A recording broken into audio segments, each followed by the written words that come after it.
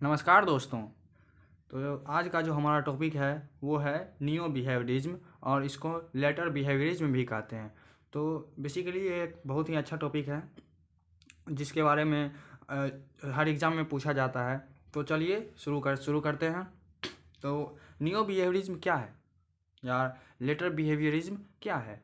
Letter behaviourism एक behaviourism का जो है एक थॉट है जो कि वाटसोनियन बिहेवियरिज्म को एक आधार बना के दिया गया। मतलब some psychologist who developed their own thought under Watsonian behaviourism is called later behaviourism.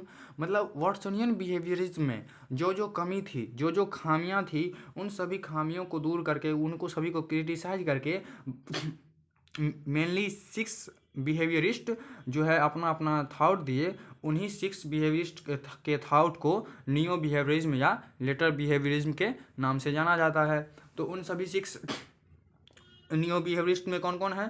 पहला कौन है? ER Guthrie. और दूसरा कौन है? CL हल। फिर तीसरा कौन है? BF Skinner. आप लोग बहुत पढ़े होंगे इसके बारे में, और if you are a psychology student. चौथा EC टॉलमैन। और पांचवा कौन है हमारे? JR Kantor. और JR कैंटोर के बाद सबसे अंतिम जो बिहेवियरिस्ट है नियो बिहेवियरिस्ट, उसमें कौन है? A बैंडुरा। तो बेसिकली जो है नियो बिहेवियरिज्म में मेनली सिर्फ 6 बिहेवियरिस्ट का ही कंट्रीब्यूशन है, और जिसके बारे में हम लोग बारी बारी से पढ़ेंगे। तो चलिए सबसे पहले पढ़ते हैं ER गथरी के बारे में। ER गथरी, अब हम जैसा कि आप जानते हैं कि किसी भी बिहेवियरिस्ट के थॉट को पढ़ने से पहले हम लोग उसके लाइफ स्केच को पढ़ते हैं। तो उसी के according to that formula we will study about the life sketch of Edwin R Guthrie. Edwin R Guthrie के बारे में हम लोग सबसे पहले क्या लिखेंगे? डेट ऑफ बर्थ, कि इनका डेट ऑफ बर्थ कब था। इनका डेट ऑफ बर्थ था 1986 9 जनवरी 1886 9 जनवरी। और इसका पूरा नाम क्या था? एडविन रे गथरी। फुल नेम इसके क्या था? कि एडविन रे गथरी। और इसका प्लेस ऑफ बर्थ था लिंकॉन, नेब्रास्का, यूनाइटेड स्टेट। आज यूनाइटेड स्टेट्स में इनका जन्म हुआ था। किस? लिंकॉन नामक जगह पे। और इसका डेट ऑफ डेथ क्या है? 23 अप्रैल 1956। 23 अप्रैल 1956 में ये इस संसार को अलविदा कह गए। और उसके बाद इसका प्लेस ऑफ डेथ, ये कहाँ इस संसार को अपना देह त्याग किए? ये सियाटल, वाशिंगटन US में सियाटल नामक जगह में क्या ये अपना इसकी मृत्यु हो जाती है। और इसका ये इन्फ्लुएंसेस थे एडवर्ड थॉर्नडाइक के, और ये इन्फ्लुएंस थे विलियम केज एस्टसेक के। तो ये दोनों नाम याद रखिएगा, इम्पोर्टेंट है और एग्ज़ाम में आपसे पूछा जा सकता है। और एजुकेशन, जब हम इसके एजुकेशन के बारे में बात करते हैं तो ये सबसे पहले ग्रेजुएट होते हैं 17 साल की उम्र में। और उसके बाद PhD डिग्री कहाँ से? फ्रॉम पेंसिल्वानिया यूनिवर्सिटी 1912 में ये अपना PhD डिग्री प्राप्त करते हैं। कहाँ से? पेंसिल्वानिया यूनिवर्सिटी से। उसके बाद PhD करने के बाद ये 1956 तक कहाँ? वाशिंगटन यूनिवर्सिटी में अब टीचिंग करते रहते हैं, मतलब अध्ययन करते रहते हैं एक एज अ जॉब। उसके बाद इसको गोल्ड मेडल दिया गया 1958 में। He got a gold medal by American Psychological Association in 1958।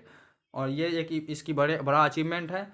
तो अब इसके बाद जब हम लोग date of birth, full name, जैसा कि ये एक लाइफ स्केच का स्ट्रक्चर है, और आपसे अगर इस एग्ज़ाम में पूछा भी जाए, UG के एग्ज़ाम में चाहे PG के एग्ज़ाम में, तो आप ऐसे ही लिखना है आपको। इससे एग्जामिनर क्या होते हैं? खुश होते हैं और अच्छा मार्क्स आप ला सकते हैं। उसके बाद जॉब टीचिंग हो गया, एजुकेशन हो गया, इन्फ्लुएंस हो गया, प्लेस ऑफ बर्थ हो गया, डेट ऑफ बर्थ हो गया, उसके बाद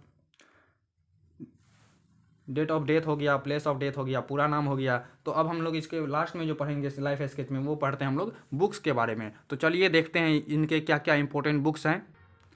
तो एडविन रे गैथरी का सबसे इम्पोर्टेंट बुक जो है वो है the psychology of learning, which was published in 1958 by ER Guthrie. तो सबसे पहला बुक का क्या नाम है? The psychology of learning.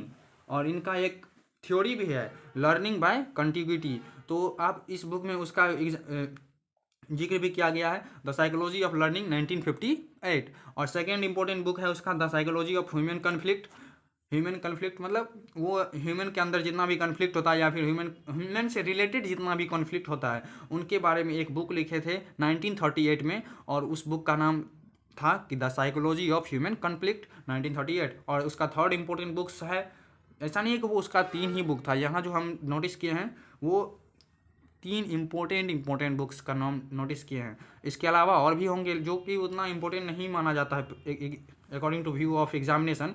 That's why I write only 3 books of ER Guthrie. और थर्ड उसका बुक जो है psychology a first course in human behaviour. तो आप देख रहे हैं कि इनका जो झुकाव है वो बिहेवियर के तरफ है। और ये कब पब्लिश हुआ था? 1949। In 1949 a book was published by ER Guthrie named psychology a first course in human behaviour. और ये बुक जो है ये अकेले नहीं लिखे थे, ये किसके साथ लिखे थे? E.L. एडवर्ड्स के साथ ये बुक लिखे थे। और ये इस बुक में psychology a first course in human behaviour में सिर्फ ER गथरी का ही कंट्रीब्यूशन नहीं था, E.L. एडवर्ड्स का भी था। तो चलिए आज के लिए बस इतना ही। हम अगले वीडियो में कंट्रीब्यूशन ऑफ ER गथरी को पढ़ेंगे। तब तक के लिए जय हिंद।